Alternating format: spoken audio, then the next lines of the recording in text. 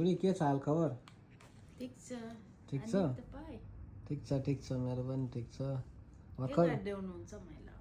म तिमीलाई तिम्रो भिडियो लिइरहेको छु किनभने तिमी थाकेर आएको छौ। आज हेर्दै त्यस्तै लागिरहेछ।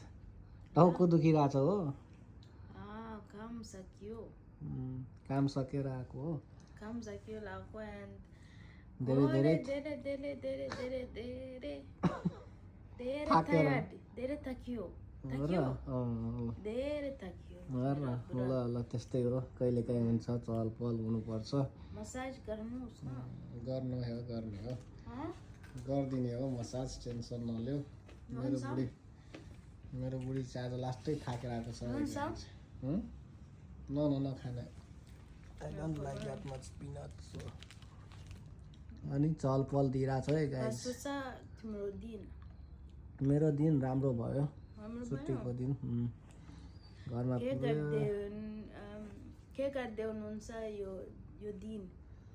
तिम्रो दिन दिनभरि त्यही हो, उठ्यो सुत्यो, खाना बनायो, खायो, घरमा कुरा गर्यो मम्मीसँग, त्यति हो।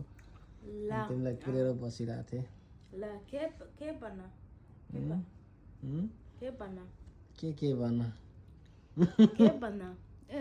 के बनाएको?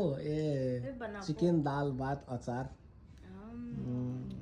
त्यही हो राम्रो छ। अहिले खाउँ न एकछिनपछि सावर लिएर, होइन?